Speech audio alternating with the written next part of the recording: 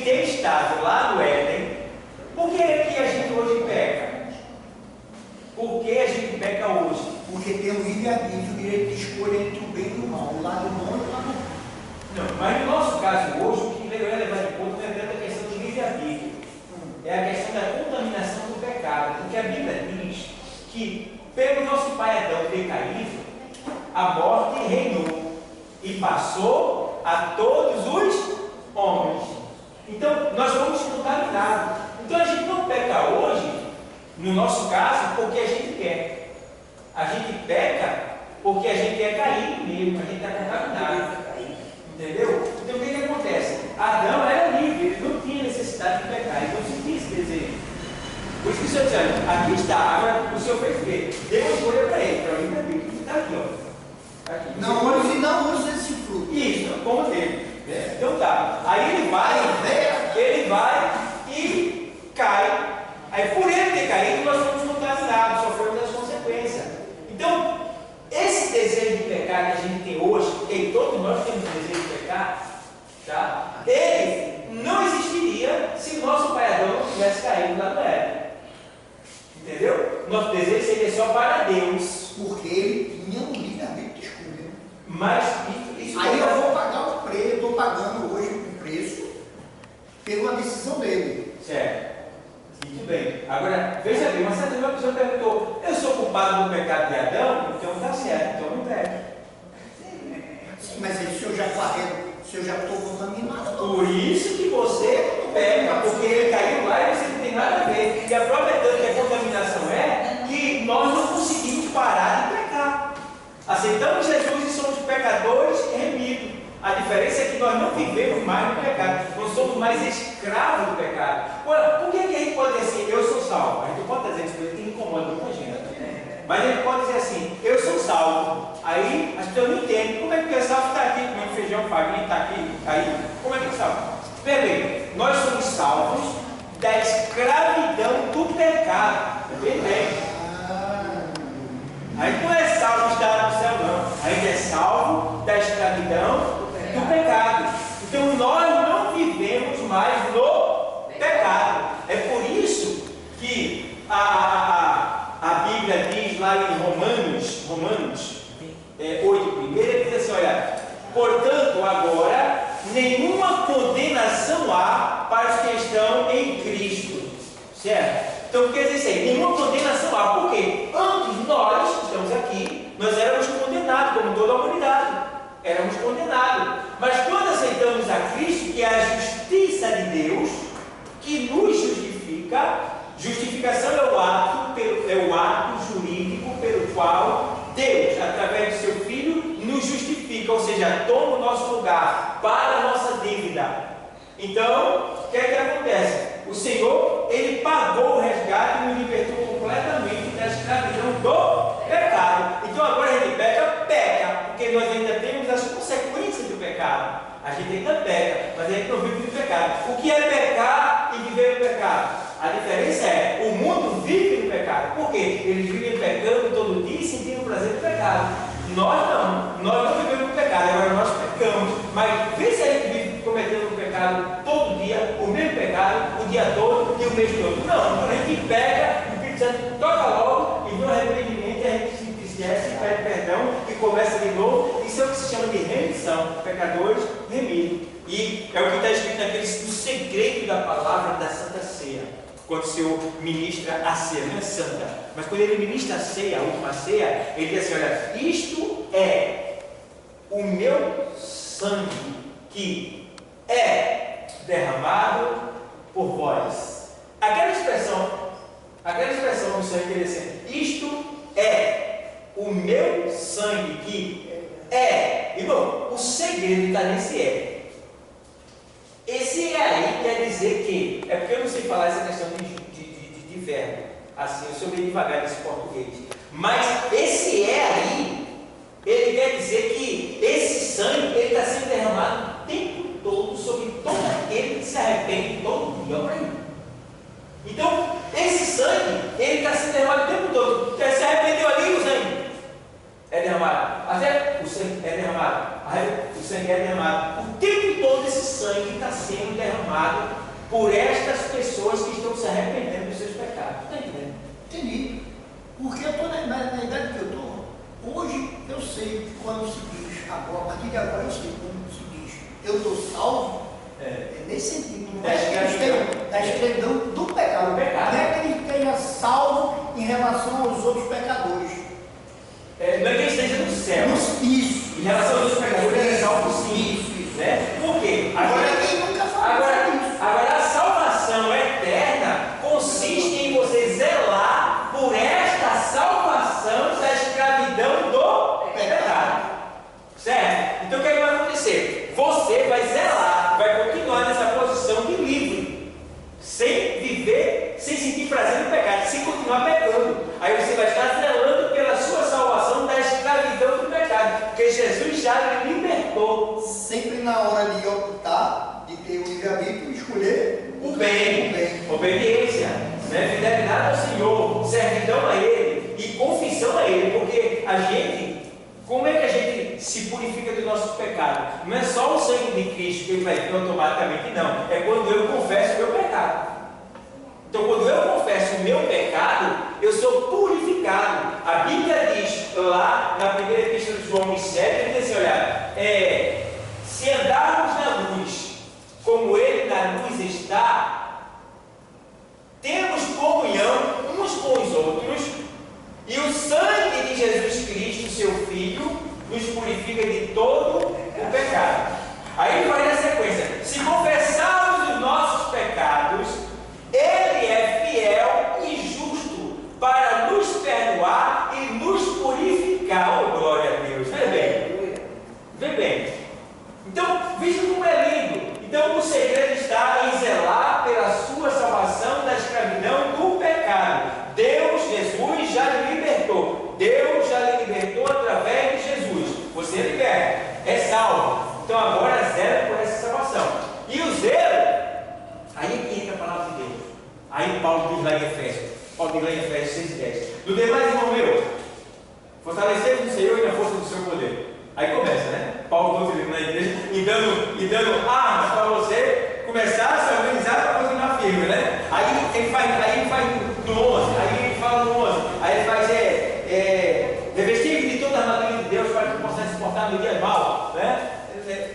Para que possa estar firme contra as astutas ciladas do diabo, né? Aí começa, aí você vê como o negócio vai sequenciando. A palavra de Deus vai ser enorme, você vê como as coisas vai sequenciando. Amém, valeu. Aí vai sequenciando. Veja como é bom, como é maravilhoso. Aí é o que eu disse para vocês: a gente precisa ler a Bíblia para ter hermenêutica bíblica, para poder responder acerca da razão da nossa fé. Como diz lá na carta, diz, olha, que nós estejamos sempre prontos para responder com mansidão a todos que pedirem a razão da nossa fé. Por que tu é crente? Por que tu vai para a igreja? Por que tu ora? Por que tu jejua? Por que tu toma ceia? Isso você vai ter que responder. E você só vai ter palavras para responder se você ler a Bíblia. Se você ler, puxa, eu queria que o pastor Carlos vai ser aqui agora. Eu não. Tu já tem o que tu precisa: a Bíblia, a palavra de Deus. Então, se utilize dela. Então, o bom é que quando você pega amor por essa palavra, quando você começa a ler, meu irmão, tu vai descobrindo, tu vai entrando numa mina, e tu vai descobrindo coisas que tu fica encantado contigo mesmo. Ei, já tem um momento de eu ficar bestalhado, eu sozinho comigo mesmo. Eu digo, eu fico assim, eu e o mesmo lá. Eu digo, meu Deus, eu vou levar isso para a igreja, meu Deus e tal. Bom, com as minas, os tesouros que a gente descobre aqui. Um livro que não tem, como é que pode? Todo livro tem fim, menos esse. Esse não tem fim. Esse é novo o tempo todo, que coisa linda. Então, meu irmão, é lindo. E quando a gente vai se dedicando a Ele e se utilizando do poder que Ele nos oferece, Deus vai investindo em nós, vai mandando recursos para nós, vai nos manter de pé, vai nos dando recursos de todos os lados, para que a gente se permaneça e assim possa levar isso aí para recebendo dele para outras pessoas que não receberam. É lindo. É lindo. Então, precisamos ter o quê? Hermenêutica bíblica. E você vai ter entender, tá? É juntando uma coisa com a outra. A Bíblia explicando a própria Bíblia. Certo? Alguma pergunta? Alguma pergunta? Nenhuma? Então tá. Então, a gente está estudando. Eu nem saudei os nossos internautas que não apareceu. Quem está filmando o Fórum de Debate. É muito bom esse Fórum de Debate, a gente aprende muito, né? Como eu acabou de falar, né? Sai algumas coisas nesse Fórum de Debate, eu me arrependi por não ter gravado os outros passados. Mas é muito importante. Aí o que acontece? A gente está estudando evangelismo. Tá? Nessas aulas de evangelismo, a gente está estudando tanto abordagem pessoal, como também a questão da hermenêutica bíblica, que a gente deve saber. Mas outros pontos espirituais a gente precisa ser levado em conta também. Por exemplo, já falei aqui, e vou tornar a falar, que não podemos fazer culto onde a gente quer, como a gente quer, do jeito que a gente quer. Não é assim. Tudo tem que haver uma programação, tudo tem que haver ali um projeto. Tá? E tudo tem que haver também uma interrogação, para saber se Deus quer. Não é porque Deus disse que quer que toda a terra seja alcançada pelo Evangelho, que eu vou pregar ali, porque Deus vai querer que eu pregue ali. Nem sempre. Uma certa vez Paulo disse assim: olha, tenho desejado estar convosco, mas Satanás tem me impedido. Está entendendo? Tem momentos que uma vez Paulo vai passando para um outro lugar e surge um varão, ele tem a visão de um varão que diz assim: olha, passa a Macedônia e vem nos ajudar. E ele se desviou e foi para a Macedônia, porque lá estava precisando de ajuda o povo lá. Veja como é as coisas. Então tem lugares, tem obras que a gente vai querer fazer achando que Deus está de acordo, quando na verdade é para Deus, mas Deus diz: eu não quero que faça de outro jeito. Né? Você vê, a Bíblia diz que Davi foi buscar a arca para trazer para Israel. E quando Davi vem trazendo a arca, ele vem trazendo a arca num carro de boi. E a arca não era para ser trazida em carro de boi, era para ser trazida pelos levitas e sacerdotes, tá? Com diversos tipos de cerimônia. Então ele traz. E quando o carro passa em determinado local, deve ter tombado a roda do carro e a arca vai cair. Uzá, que era um soldado bem sucedido, muito temente, zeloso, foi segurar a arca. Quando ele foi segurar a arca, ele foi fulminado e morreu. Mas veja, ele foi fazer o mal? Por que ele morreu? Então tem coisas que Deus não quer que seja feita daquele jeito, e por essa razão vai gerar morte, vai gerar prejuízo. Certo, pessoal? Então entende bem que tem coisas que precisa pedir a direção de Deus na obra. Pastor, eu queria que o senhor fizesse um culto lá na minha casa, no alto fulano de tal. A senhora é da igreja, não é isso? Bom, certo. A gente vai fazer, a gente vai ter uma reunião, vai colocar isso em pauta, e eu vou fazer uma visita lá, onde o senhor mora. Chama-se espiar a terra. Lembre que antes de Israel eles avançarem para conquistar as terras prometidas que Deus prometia, eles sempre tinham uma pré-visita. Jericó, eles rodearam, né? Eles foram lá, entraram, espiaram a terra, eles sempre estavam fazendo aquela expiação. Então, nós também temos que fazer esse tipo de expiação. É ir no local aonde vai ser ali realizado um culto evangelístico. E a gente tem que ver quem é que mora por ali, qual é a situação das pessoas, tá? A terra que a gente vai pisar, se tem muito drogado, se tem muita prostituição, se tem muito ladrão, se tem muito assassinato, tá? Se tem muita criança na rua. A gente tem que olhar todos os pontos, mapear aquilo dali e trazer para apresentar e se consagrar. Não é assim não. Tem pressa de fazer culto de cantinho não. A gente vai salvar o mundo não, a gente só tem que semear. Então tem gente que na emoção, não vou fazer, aí está lá, o Deus fica para já tem outro lugar, não tem nada, não, veja o que eu falar assim não, não é assim não, meu filho. Tem que ter, calma, não é pela emoção, não é pela razão. Então onde o culto? Na casa de quem? O pai dela tem pai, tem mãe, tem marido, é crente, não, os filhos vivem o quê? Trabalha, tem todo um mapa para ser copiado, para poder você saber. Tá? E quem vai pregar também tem que estar preparado para pregar. Por exemplo, eu vou pregar quem tem que prega de frente a um bar, todo mundo bebendo. Aí eu vou dizer,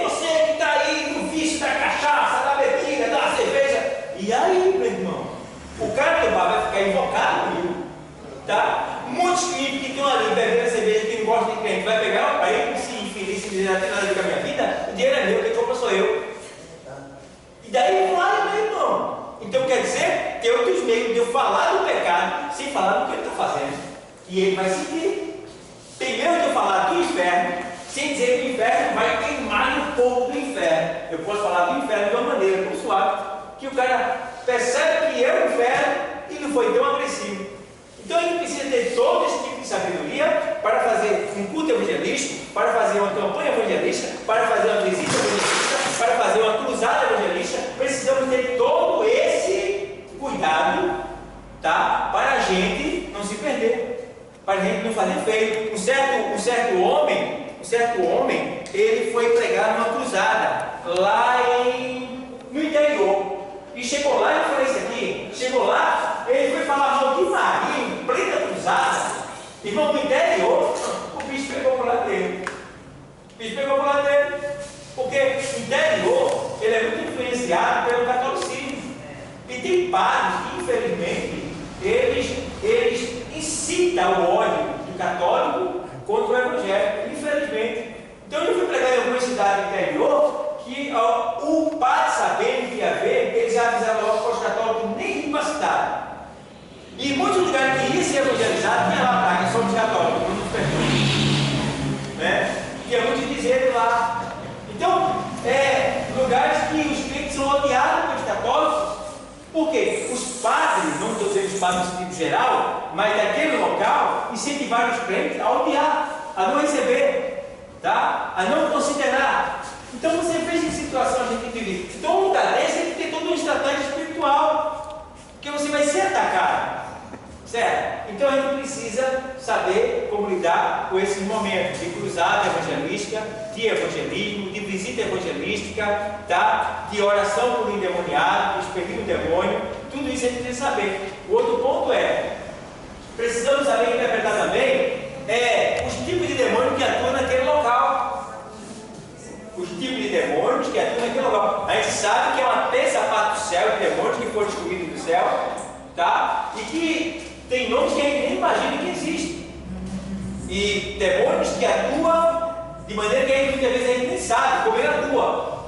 Mas uma coisa você pode dizer, pode entender. Você está vendo uma pessoa. Então vamos lá. Eu estou pregando. Então, de acordo com a palavra que eu estou pregando, de acordo com o que eu tenho aprendido da parte de Deus, Deus é santo. Eu vejo uma pessoa fumando. Estou vendo uma pessoa fumando. O que é que tem dentro daquela pessoa? Deus não está ali. Então ali existe uma entidade espiritual destruindo aquele corpo. Sim. Estou falando isso aí agora, aconteceu um fato comigo. E só estava eu e minha esposa. Era mais ou menos 4 horas da manhã, ela era muito de sua filha. Ela disse uma coisa que contou uma coisa para mim, que ela disse assim, olha, eu sinto que vai acontecer alguma coisa comigo. E ela relatou, né? Disse assim, cuidado que pode acontecer alguma coisa com tu. Eu disse, tá certo.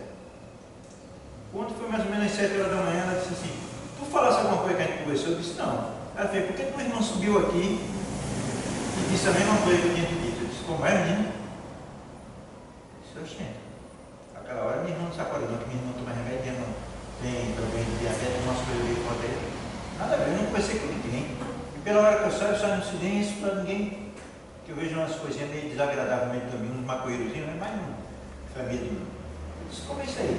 Ela fez, tua irmã chegou aqui, eu cheguei meio assustado, disse, como é que ela podia saber que somente estava aí tu? Sua irmã foi lá mesmo? Foi. Então ela falou para o senhor o que a sua esposa tinha falado para o senhor. Minha esposa tinha falado para mim. Isso pode acontecer. Normal. Né? Pode acontecer. Mas foi uma testificação. Mas foi uma coisa que minha irmã quando estava no mal. Estava no álcool? No mal. No mal? Não, o que vai ser levado em conta aí é a palavra que foi dita. Essa palavra foi mal ou foi boa? Foi mal. Foi mal. Certo. Ela disse para minha irmã, ela dizia para mim que irmã viu um negócio, minha irmã dizia que ia me destruir. Me destruir. Ela disse, eu dou o que for possível, mas eu vou destruir tu e ele. Pronto. Aí quem falou isso? A minha esposa. Sua esposa? Sim. Falou para o senhor sim. que eu ficasse alerta. Que minha irmã ia fazer alguma coisa comigo. E a sua irmã ia fazer algo. Aí depois, quando foi de manhãzinha, minha irmã se acordou bem cedo, foi lá e disse, cadê Fernando? Ela disse, não, tu sabe que ele vai ter irmão trabalhar? Ela fez, porque eu vou destruir tu e ele. Pronto, então o que acontece? Está claro aí. Deus usou a sua esposa para me alertar acerca de algo que já estava acontecendo. Dela em relação ao Senhor. Isso é assim, não tem problema nenhum, não tem dificuldade nisso aí não. Entendeu? Deus avisa de várias maneiras. Normal, não tem nada de paranormal nisso. Certo? Sua esposa foi usada para lhe alertar acerca do perigo que estava por vir. Normal isso. Entendeu? Só foi confirmado o que ela falou. Por exemplo, minha filha era afastada do Evangelho. E ela estava se alegrando porque ela tem visões de noite e que essas visões acontecem. O sonho que ela tem acontece. Ela está vendo, pai, que Deus está comigo, eu digo, não se engana. Não se engana. Abimeleque teve sonho, Deus falou com ele para não tocar na mulher de Abraão. Tá? Faraó teve sonho, Deus falou com ele. Certo? Muitas pessoas teve encontro com Deus sem ser crente. Certo? Então não se iluda, achando que porque você tem isso ou aquilo, que você falou algo que aconteceu e tal, que Deus vai com você. Não tem nada a ver. Certo? Agora o que a gente tem que entender é o seguinte, é que não pode se enganar e deve estar ligado com Deus o tempo todo, sempre confessando a Ele nossas falhas, nossos pecados, e pedindo a Ele graça, se mantendo de pé para se defender. E o que vier a gente considerar. Deu um aviso? Bom, tudo bem. Se já estou avisado, vou falar com Deus. Entendeu? Entrega para Deus. Mas nada de difícil não. Então vamos lá. Deu para entender alguma coisa?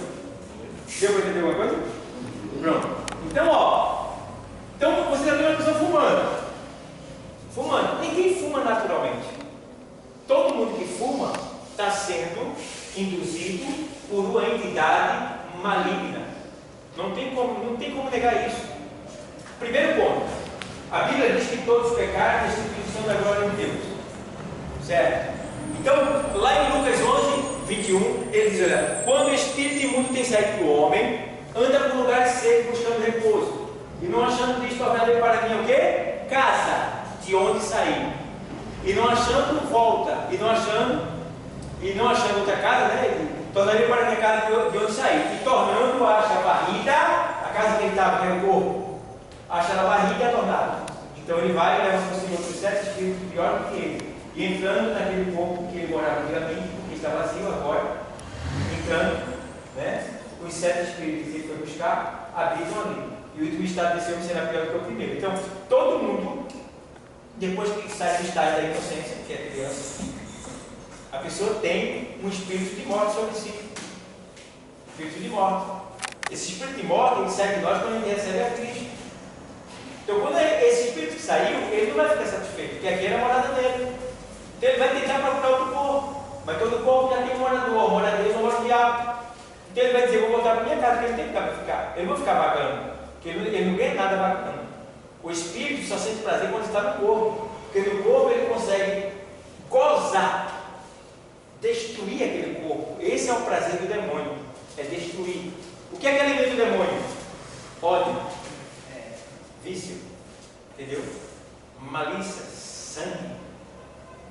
É isso que alimenta ele. Então, ele só vai usufruir disso quando ele estiver no corpo, porque ele tem força de mexer, de mover aquele corpo para fazer isso. Então, quando o espírito entra no corpo, o que ele faz? A pessoa fumar. Fumar ao ponto da pessoa não ter um autocontrole e não conseguir deixar o fumo. É uma luta. Né? A pessoa beber cachaça, cerveja, pitu, uísque, cunhaque, licor, todas as bebidas que são alcoólicas, todas as bebidas que embriagam, todas as bebidas que têm grau alcoólicos, quando se bebe, se amortece o corpo, se amortece a mente. E a partir do momento você já está enfeitiçado, porque no grego feitiçaria é embriaguez, toda embriaguez é feitiçaria. Certo? Amém? Certo? Então o que acontece? Não tem assim, não, eu só tomo um copo de cerveja. É escravo do mesmo jeito que quem toma 10, 15 cervejas. Não tem diferença. Para Deus é a mesma coisa. Você já deve ter ouvido pessoas dizer assim: oxe, menino, sair com a mulher tomou 30 cervejas, velho. Ela vai tomar 40, 50, 60, 70 e não vai sentir nada, porque na verdade não é mais ela, já é uma entidade que está nela. Entendeu? Como a gente, quando está, eu já passei por esse lugar e eu vi lá pessoas que tomam e é mesmo que nada, sai tudinho no suor quando o espírito vai embora, evapora tudinho. Tá? Tem espírito que come até vidro, come vidro, mastiga a garrafa todinha, engole, e quando ele sai não fica nada dentro do corpo da pessoa. Tá? Tem espírito que ele quebra a garrafa no chão e ele pisa em cima e não coça o pé. Tá? Tem espírito que ele pega a garrafa e já beijar, o espírito pegar e deitar com a cara em cima da garrafa toda quebrada. Aquela garrafa vai fazer assim e não corta nada do corpo, do rosto. E aí? Tá? Então tem tudo isso. São espíritos, são entidades malignas, demônios que atuam. Então a gente vai interpretar. Tem um fumando ali, aquele já tem uma entidade. Aí esse que está fumando chega para tu. Por que vocês fizeram oração por mim? Estou sentindo uma dor aqui, ou estou com uma dor de cabeça. Demônio. Demônio. Quais os sinais, os primeiros sinais que surgem de uma pessoa que está endemoniada quando ela vem aqui? Quais os primeiros sinais? Quem sabe aqui? Não. Não está. Dor de cabeça. Dor de cabeça e vozes continuamente dizendo: vai embora, sai daqui, vai embora, sai daqui. Aí vem, são os primeiros sinais de dor de cabeça, tá? E tem outros sinais aí que surgem no corpo, mas o principal é a dor de cabeça. Quando você está com muita dor de cabeça, estando ouvindo a palavra de Deus, isso não é normal. Você tem que repreender, tem que pedir oração. Quando eu me converti, eu sentia muito isso. No parado feito da igreja, eu entrava com a dor de cabeça. Eu cheguei a comunicar os diáconos, aí uns 2 vezes, fizeram uma oração, aí me orientaram para eu poder me comportar, aquelas coisas que realmente eu tenho que não ficar lembrando, sempre estar buscando a palavra, aí para a glória de Deus, hoje em dia. Você se encher de Deus, eu estava precisando se encher de Deus. Então, pessoal, aí vai. Cigarro, cerveja, cachaça, passou a menininha, a tanguinha no bumbum, mostrando a polpa da bunda. Pomba gira. Você pode saber o nome dela, porque tem muitas, mas é uma delas. Está ali. Passou outra pornografia. Pá! Tá! Assim. Demônios. São vários ali, porque chegou vários tipos de pornografia. Entendeu? Aí passa uma pessoa, a roupa toda rasgada. Demônio. Escravo da moda. Cegou o seu entendimento para fazer ele entender que o velho esfarrapado é novo. Cegueira de entendimento. Deus desse século faz isso. Quando eu vejo um preto com roupa esfarrapada, rasgada, você está precisando de sabedoria. Isso daí, coitado. Precisa ter conhecimento da Bíblia. Porque roupa rasgada, eu vou pegar o meu dinheiro e comprar uma roupa rasgada. Eu posso rasgar a minha que tem em casa. Então, roupa rasgada não tem como dizer que é moda, que é fino, que é bonito, que é elegante, que é moda. Não, isso é uma cegueira diabólica. O diabo cegou o entendimento e fez com que ele entendesse que o certo é errado e que o errado é certo. Essa é a explicação. Certo? Então o crente tem que andar bonito, alinhado. Certo? Se você vê a festa de São João, ela é uma festa toda de ironia. Porque, olha, tudo foi muito antes disso, não, na época, em outra época eu falo sobre isso. Mas é sinônimo, por exemplo, quando você pega que usa muito xadrez, né? Xadrez é sinônimo de miséria. Não é que eu estou dizendo que o pano xadrez, você vai. Eu uso xadrez, tá? É bonito e tal. Mas no São João eles trouxeram xadrez para as quadrilhas, porque na antiguidade as pessoas viviam com roupas que eram emendadas, pedaço por pedaço, aí se tornava um xadrez. Então o xadrez surgiu dessa maneira, pelo fato das pessoas juntarem um pedaço de pano de uma cor e de outra. Aí foi. Isso era como que fizeram antigamente. Claro que hoje não é, porque a roupa ela é sublimada, ela é desenhada, ela está completa, não está arrancada, tudo. Mas quando se faz alguém esfarrapado e tal, ali tem um espírito de miséria ali.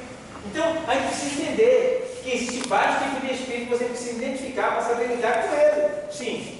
Corte de cabelo, pastor, a gente vê tanto jovem adulto, pessoas com a idade, nos cortes de cabelo, daquele corte de jeito que bota aí, a gente vê muito jovem na igreja, aqueles desenhos. Né? É escravizado.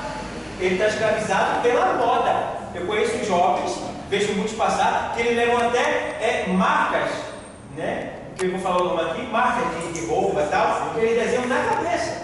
Isso é o quê? Ele está escravizado. Outro leva pendurado naquele cordão aqui, uma marca. Ele está fazendo uma divulgação de graça. Tu está entendendo?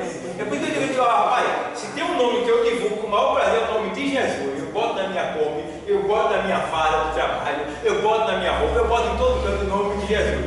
Jesus é. Porque isso aí fala muito bem. Onde tem espaço, eu boto também um carro todo branco, no caso, se fosse meio.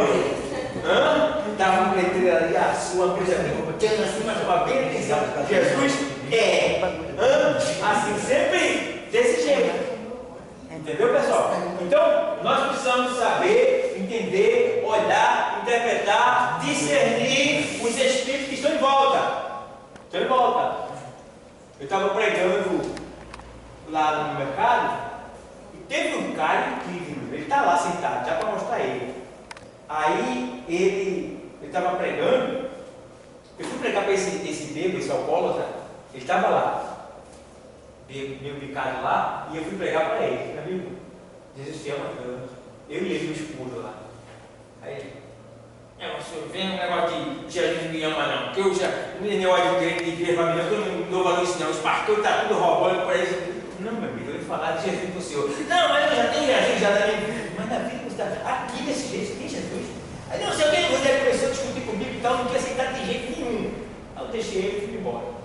Aí eu estava pregando no penúltimo culto aí no mercado, ele se senta bem de frente lá no culto. E aí o que eu falo? Não foi porque ele estava lá, estava pregando sobre o Deus desse século, o século de entendimento dos incrédulos, para que não me resplandeça no Evangelho. Então o homem que ele é cegado no seu entendimento, ele ouve falar de Deus, mas ele não quer. Ele vê, vibra, ele ignora. Se alguém diz que Jesus é bom, ele não aceita. Aí eu comecei a falar e depois eu fui ver o vídeo e disse, puxa, tudo que eu tinha pregado para ele sentou-se lá e lá, naquele momento ali, ele se curvou, ele não aceitou Jesus, mas ele entendeu, ele ficou sorrindo, ele ficou alegre, foi diferente do dia que eu estava evangelizando ele pessoalmente. Então ali Deus pegou ele, atraiu ele e pegou ele.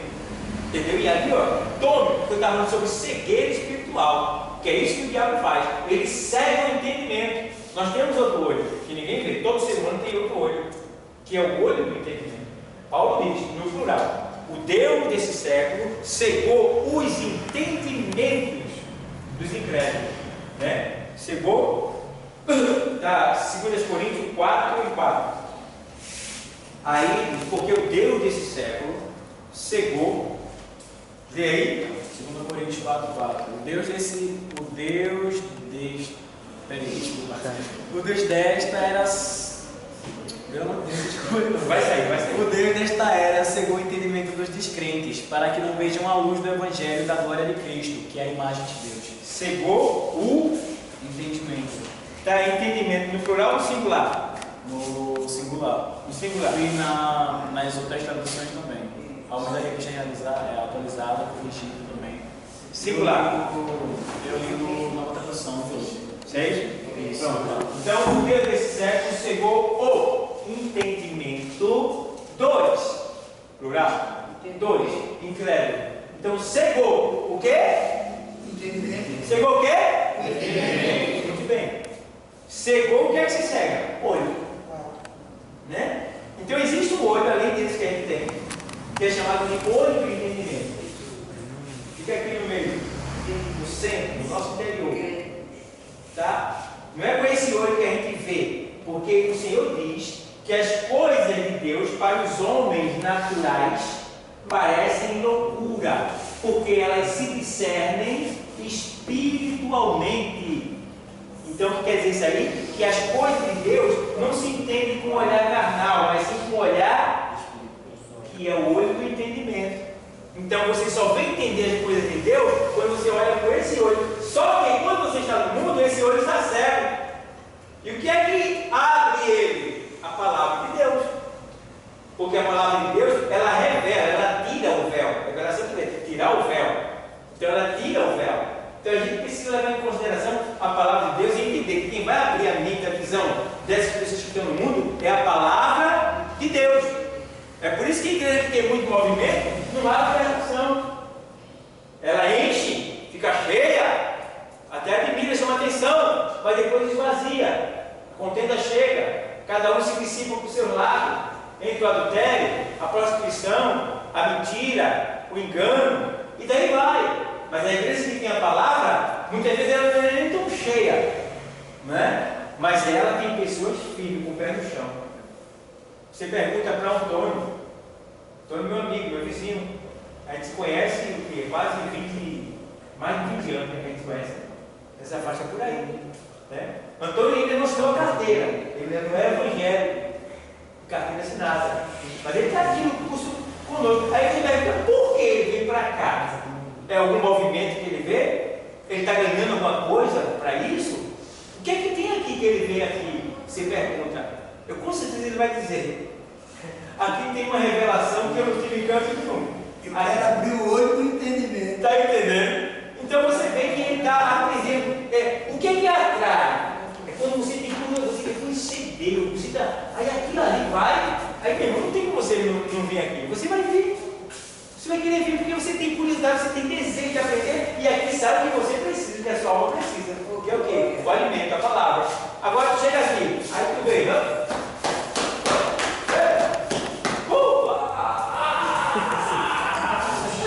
Aí eu digo, como é que tu recebeu com isso? Recebeu o quê? Aí o outro chega para o telefone. Recebeu o que com isso? Não recebeu nada.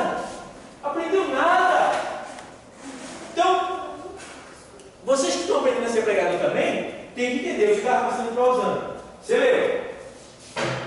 Estava passando para ela em hermenêutica bíblica. Eu disse, pai, eu só vai pregar no texto só. Não, você precisa ter hermenêutica bíblica. Por quê? Mas quando eu vou para aquele texto, eu fico esquecendo um pouco do que eu li primeiro. Não, você não vai esquecer, sabe por quê? Porque aquele texto, esse texto que você leu, mandou para aquele texto, ele está explicando um pouco daquilo que você leu. Você está ligado. Agora, sabendo, porém, que quando você vai ler aquele texto, que esse texto mandou para lá, que é a hermenêutica bíblica, você vai ter que explicar os pontos daquele texto. Não precisa fazer a introdução, mas é explicar os pontos daquele texto. O texto falou sobre água, você explicar por que água. Falou sobre sol, explicar por que sol. Falou sobre dor, para explicar sobre dor. E depois você volta para o texto original que você leu. Né? E aí ele manda para outra, e aí você vai. E aí o povo está lá, ó. Deus está falando com todo mundo. Quando muito esperado desce a graça. Você acerta a veia, quando acerta a veia o sangue desce. Quando o sangue desce, a igreja entra em poder. Tem gente batizada, gente curada, gente se alegrando, gente transformada, almas se convertendo, milagre acontecendo. E aí você vê. Rapaz, que culto hoje você diz. Que culto. É quando vai culto da palavra. Sai alegre o pregador. E sai alegre quem estava ouvindo o pregador. E aí? Nisto é glorificado meu Pai, que dê muitos frutos. Então, pessoal, vocês estão aqui falando. Vocês estão enriquecendo, nem sabem. Agora, claro, como você, ou seja, nós estamos sendo preparados, cada um de nós. Tem coisa que a gente via para hoje, não vai ter. Pode ser que venha amanhã, depois de amanhã, mês que vem, vai vir, mas depois que a gente estiver pronto. Aí vai ter que ser pronto. E, a preparação de Deus é assim. Deus já sabe quem sou eu e quem é você. Mas você não sabe quem você é. Então ele precisa mostrar para você quem você é. Certo? Aí depois que ele mostrar para você quem você é, Aí ele vai te preparar, porque você já se convenceu de quem você é, aí ele te prepara e te dá o que você precisa. Mas por enquanto tem algumas ceboseiras, algumas coisinhas feias, né, que precisa sair. Aí quando isso sair, o canteiro fica limpo para ele semear a semente que vai brotar e fazer prosperar a tua vida. Por aí. Então, precisamos ter esse cuidado. Tá dando para entender alguma coisa? Amém. Ó, você vai olhar e vai interpretar. Então, o ponto é: vou lá espiar a terra, vou ver como é lá. Chega para o dirigente e diz: o dirigente vai levar em consagração, apresentar a Deus: Senhor, lá tem isso, tem isso, tem isso, tem aquilo, fora o que a gente não sabe ainda. Aí quer pregar lá: não excuse e salve, e liberte, quebre corrente, mostre seu poder naquele lugar. Orar, se consagrar, jejuar, apresentar, certo? Segundo ponto, unir-se, se unir, dar as mãos, estar junto, pelo mesmo propósito. Isso é uma coisa que o diabo não gosta, irmão. Eu conheço uma pessoa que, quando alguém essa pessoa é revoltada, diz que amor não existe. E quando alguém fala que ama essa pessoa diz assim: amor, o quê? Opa, tem uma entidade ali. Uma entidade maligna que não quer fazer essa pessoa entender que o amor existe e que essa pessoa é amada. Então a entidade que está nela colocou nessa pessoa que ela é odiada, que ela não deve amar e que ela não é amada. Então essa pessoa precisa ser despertada pelo poder da palavra de Deus. Então você vai lidar com pessoas assim. Então além daquela pessoa existe uma entidade satânica, porque se tem uma coisa que o diabo odeia, como ele odeia, tem duas coisas que ele odeia. A primeira é o nome de Jesus e a segunda é a palavra amor. Então se tem uma coisa que, essas duas coisas que o diabo odeia, essas duas coisas aí, é a palavra Jesus e a palavra amor. Eu já vi o bicho debochar da minha frente assim: amor. Ele fala de amor com Deus, ele não gosta.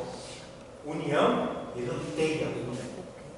O diabo fica vendo que você quer com raiva de alguém, sentimento de mágoa, desejo de vingança, sabe como ele gosta. Agora, amor, deu a mão, abraçou, ajudou, é filho do diabo, é bater nele, é arrasar com ele. É quando você abraça, quando você ama, quando você perdoa, quando você chega perto daquele que fez mal, daquele que maltratou, e você chega lá e ele, ai irmão, se arrebenta o bicho, meu irmão. Ele olha e pensa, ele doida. No meu trabalho, houve um lugar, tinha uma menina que trabalha comigo, que era essas meninas, todo canto que chegava era confusão, pastor. Brigas e mais brigas, discussão com todos os colegas de plantão, né? E tinha uma chefe lá que, uma discussão com ela, quase chegaram a trocar tapas. E tiraram uma do setor, porque quando estava um grupinho lá, motorista, a unidade de limpeza e elas duas, ninguém queria transferir os pacientes porque elas eram concursadas. Então a palavra dela para lá, para a chefe não chegava com nada. E quando eu entrei para a noite, eu incomodei muitas pessoas que chegaram lá, né?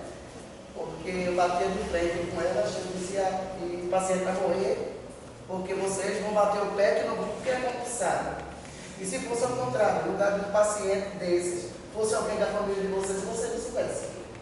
Aí a menina começou a bater perna comigo, começou a me odiar, o resto da vida. Mas com o dia a dia, a outra menina aposentou, chegou a certa idade e até hoje eu estou trabalhando com ela. Mas toda vez que eu ia conversar com ela, eu falava: eu digo, no dia que você tentar reverter esse seu quadro, que é o diabo, e não perdoa, que ela dizia que ele não perdoava e não roubava por quê? Eu digo, quando você começar a fazer tudo diferente, ao contrário de quem alguém fica botando pedra, jogando, vai assim não, você vai ver como vai fazer, ou vai servir, ver você com outro olhar. Enquanto você não abrir a boca e dizer que não vai perdoar, já sabendo que você é estourada, vão sempre lhe catucar. A chefe, venha tirar o carro daqui. Eu não vou tirar não, comece, tire, bota o carro lá do outro lado. Tire, faça diferente, que você vai ver, que ela vai ver que você está mudando. Você vai no espelho da sua casa. Olhar no espelho da sua casa. O espelho do seu guarda-roupa. Vai lá. Olha para ele e diga: sabia que tu não presta? Tu não vale nada. Eu queria que tu se arrebentasse. O que é que vai ter de lá para cá? O reflexo daquilo que você falou. Então o mundo reflete o que você é. Você odeia? Será odiado. Você persegue? Será perseguido. Você ama? Será amado. Você perdoa? Será perdoado. Então, o mundo é um espelho que reflete o que você é. Então, quer receber amor? Dê amor. É a lei da semeadura. Quem planta o bem, colhe o bem. Entende, pessoal? Então, é por aí. Então, eu tenho que pedir sua ajuda para o senhor sentar aqui. E o senhor agora representa uma pessoa que não é evangélico e que alguém vai entregar o senhor para Jesus e o senhor vai ver o que é essas pessoas, se ela vai conseguir ganhar o senhor para Jesus e tal, tá? Aí vai ter a definição, que a gente pode fazer uma hora. Mas essas pessoas, ela vai entregar o senhor para Jesus de alguma maneira. O senhor vai interrogar ela, vai tirar sua dúvida, eles vão responder. Eu não sei o que o senhor vai ser no momento para essas pessoas, mas eu vou chamar aqui o nosso diácono Robson, vai ser aqui. Vou chamar aqui a nossa irmã Fábia. E vou chamar aqui a jovem Júlia. Né? Então, essas três pessoas vão estar aqui. Elas vão tentar ganhar esse homem para Jesus. Certo? Então, vamos lá. Tem literatura? Todos têm literatura? Então, vamos lá. A gente vai. Vocês vão estar aqui, vão se preparar, porque vocês vão encontrar uma pessoa no caminho. Então você precisa realmente convencer, precisa realmente causar um impacto nessa pessoa. Certo? Então, agora eu queria, era muito bom que pegasse o microfone. Né? Porque o evangelismo está muito baixo, aí alguns internautas estavam lá e questionaram, né? Não estava ouvindo bem. Então, o microfone, fica com o microfone, e quem está falando fica com o microfone e quem for falar passa para o outro, certo? Então, ele vai ficar com o microfone, pronto, tá? Aí,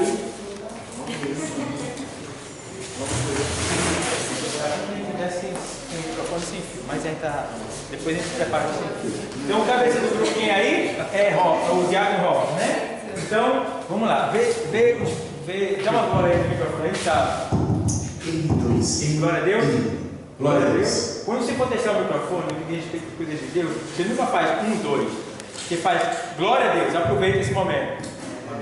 Glória a Deus, aleluia, amém. Que é as palavras que você vai falar. Você não vai falar 1, 2 nem 3. Vai falar glória a Deus. Aí você aproveita e faz isso. Como é que está aí o microfone? Vê aí se está bom som? Amém, amém. Glória a Deus. Muito bem. Isso. Então vamos lá. Então agora está com eles, pessoal. A gente vai fazer aqui um teste prático do curso de evangelismo. E agora esses 3 componentes de uma campanha, eles vão tentar ganhar esse homem para Cristo, tá bom? Não é obrigado ele ganhar, mas que eles tenham uma boa apresentação para que ele possa se sentir bem tratado, de certa forma, né? Mas vamos lá. Nosso diácono Robson, nossa irmã Fábia e a nossa jovem Júlia está agora com essa incumbência.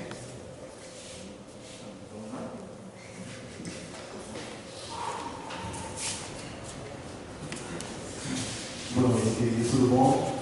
Eu me chamo Robson, faço parte da Assembleia de Deus do Brasil e estamos aqui nesse momento com a campanha evangelizadora, trazendo um pouco da palavra do Senhor Jesus àquelas pessoas que ainda não conhecem, para que assim a gente possa também ajudar e tirar algumas dúvidas de pessoas que tiverem. Como é seu nome, amado? Antônio. Microfone. Antônio. Prazer, Antônio. É uma satisfação muito grande conhecer você. Aqui estamos com as nossas irmãs que estão me acompanhando nessa campanha evangelizadora. Eu vou apresentar cada uma delas para você conhecer a cada uma. Amém? Boa noite. Boa noite. Eu sou a irmã Fábia. Você aceita a palavra da gente? Sei. Essa noite. Vou passar para minha colega aqui. Você conhecer ela um pouco também. Boa noite, me chamo Júlia. Agradeço pela já sua atenção, né, e ter aceitado nos ouvir. Amém, Antônio. Você tem alguma dúvida, querido, sobre a palavra do Senhor que você queira tirar e que nós também vamos deixar aqui uma palavra do Senhor para a sua meditação, se você aceitar. Amém? Que se encontra, eu queria que a nossa irmã abrisse a palavra.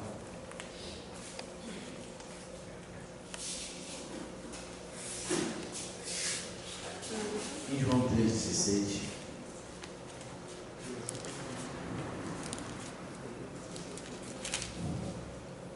Puxa a palavra, né? Amém?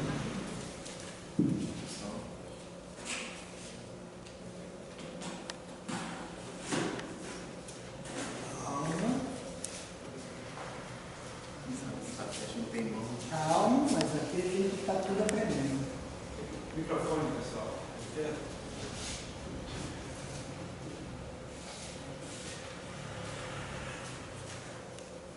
João 3,16, que diz assim: porque Deus amou o mundo de tal maneira que deu seu Filho unigênito, para que todo aquele que nele crê não pereça, mas tenha a vida eterna. Amém, querido? Que Deus, Ele entregou o melhor dele pela sua vida, pela nossa vida, para que nós possamos ter, através dele, uma vida eterna. Não só aqui na terra, né? Mas algo além do que nós vivemos hoje, porque isso é uma promessa do Senhor para a nossa vida. E o que Ele quer de nós é que nós, através do seu amor, da sua palavra, possamos reconhecer e se arrepender, né, dos nossos feitos, dos nossos pecados, e seguir o seu caminho para junto com Ele estar futuramente na santa morada celestial. Né, através desse amor a qual Ele apresentou a nós, vindo, morreu em morte de cruz, para que nós possamos ter uma vida transformada através da sua palavra. Amém, meu irmão? Você não quer falar mais alguma coisa? Você aceita a literatura? Sei, sim. Para você ler e meditar. A palavra é que diz que Deus diz, né? A sua literatura: eu sou o pão da vida. Quem vem a mim nunca mais terá fome, e quem crê em mim nunca mais terá sede. Então, se nessa noite você tem sede de Deus, fome de Deus, você tem que aceitar Ele como o único e suficiente Salvador da sua vida, né, para ter a vida eterna, morar na glória com Ele, né, para que Jesus venha habitar na sua vida, no seu lar, na sua família, nos seus filhos, né, que Ele é o único caminho. Não tem outro. Você corre para um lado, corre para o outro, pede socorro a um e a outro. O povo até criticar, né? Mas por que essa pessoa está assim pedindo socorro? Né? Que a gente tem que crer no único Senhor, que é o nosso Senhor Jesus Cristo, né? Que Ele é o pão da vida. É tudo para a gente, né? Se a gente somos outros que estamos aqui, né? Porque também passamos por vários problemas. Né? Corremos para um lado, corremos para o outro. E só Jesus que é o caminho. Só Ele que pode nos socorrer, ser nossos amigos. Você pode até falar assim: não, eu peço ajuda da minha esposa, um conselho, um filho, um pai, uma mãe, né, que é tudo para a gente. Mas o único suficiente salvador só é Jesus. Né? Assim, deixa a casa, deixa a família, deixa a pai, deixa a mãe, deixa tudo, né? Como já aconteceu algo comigo. Né? Como eu posso dar um exemplo aqui, né, na minha vida. Eu achava assim que não ia ter solução. Vivia no mundo, sofrendo, sem ter assim um socorro. Corria para o vizinho, reivindicava, né? Alguém falava para alguém algo, só ouvia a palavra contrária, né? E você vem reconhecer como Jesus é um dos suficientes Salvador que leva nós para o céu, né? Que nesse mundo nós não temos mais nada. Ficar aqui nesse mundo, né, sofrendo, vem uma tribulação, vem uma coisa, vem outra, que você venha ler e meditar nessas palavras, né? E que fique na sua mente, pensando sempre, né, que Jesus é o único suficiente Salvador da nossa vida, que nos socorre, nos dá livramento, saúde, né? Tudo para a gente, é Jesus Cristo. Para que você venha ler esse versículo, né? E meditar. E crer que é o único suficiente é Jesus Cristo. E socorre a gente, dá livramento, né? Você pode pedir algo a Ele. Se não quiser dar na hora, pode dar depois, né? E você crê em Deus, tá certo? Desculpa se eu falei demais, mas a palavra é essa. Vou passar para minha colega aqui e tem algo para falar para você. Queria deixar para sua meditação aqui em Lucas, capítulo 13 e o verso 3, que diz assim: Não vos digo antes, se não vos arrependeis, todos de igual modo perecereis. Aqui fala que a gente deve se arrepender. E o amor de Deus foi tão grande por nós que derramou seu Filho, como foi dito no versículo que o irmão escolheu, em João 13,16, que o amor dele foi tão imenso que derramou seu sangue por nós na cruz.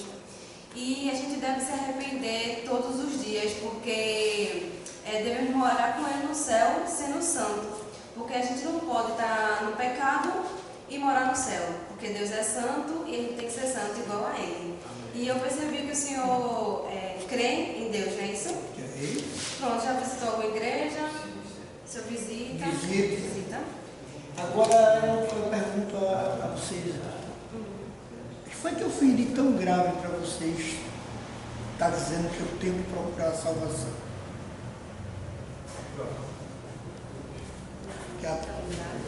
Desde o começo aqui, a salvação, você vai ser salvo. O que foi que eu fiz de tão grave para vocês virem com as mesmas? O que foi que eu fiz de tão grave? Então, que chegou ao ponto das 3 pessoas aqui junto a mim, agradeço pela palavra, sim, mas de certa forma eu me senti como se eu fosse já um pecador, que eu estou precisando de uma coisa tão grave. O que foi que eu fiz de tão grave? Vê, todos nós somos nascidos do pecado e temos que reconhecer isso e nos arrepender para ser salvo e morar com Deus. Nós estamos aqui também falando do amor de Jesus pela sua vida, entendeu? A gente não está lhe condenando, por exemplo. Concordo plenamente com você, mas de antemão eu me senti constrangido porque os 3 falaram na mesma coisa, no mesmo sentido, que eu devo ser salvo, que eu devo me redimir, que eu devo... Onde eu agradeço muito a palavra e eu acho que para lapidar uma peça, você tem que moldar. Então, chegando primeiro com a palavra, com os convites, com comparações de... Não, aí eu fujo. Porque se eu estou passando esse lado tão perigoso, tão perdido no mundo, eu vou me redimir, vou procurar me esconder. Entendi. Eu agradeço muito, muito o convite, farei visita, vou lá entender. Mas no dia que eu disser eu sou, primeiro eu tenho que conhecer para poder aceitar. Para não ficar com aquela brincadeira de eu sou, eu não sou, eu sou, eu não sou. Então eu procuro entender, conhecer, e tudo que vocês me disseram, eu vou procurar no livro sagrado, porque não adianta chegar aqui, você com palavras bonitas, e eu não conhecer o livro sagrado. Sim, então eu pagarei o mesmo preço de quem está ali, porque eu não vou me considerar, mas que eu saiba, o lado ruim sabe muito mais da Bíblia do que eu.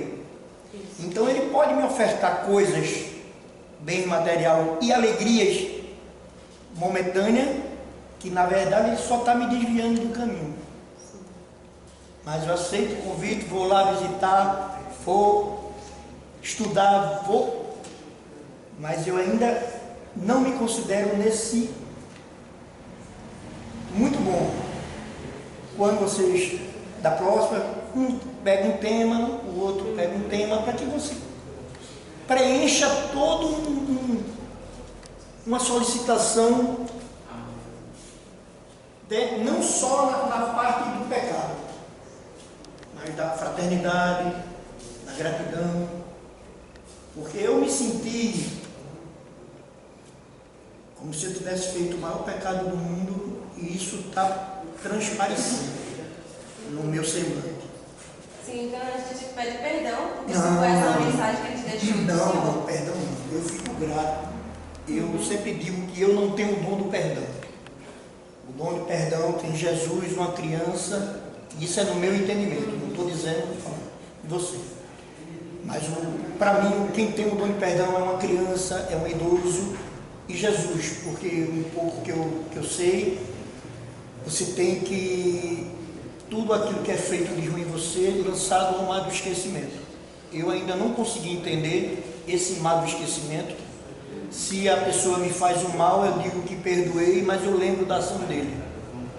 Eu não considero essa parte como eu perdoei ele. Eu me considero que eu desculpei ele. Por quê? Porque toda vez que eu lembro daquela ação má dele comigo, eu acho que um pouco daquilo ainda existe.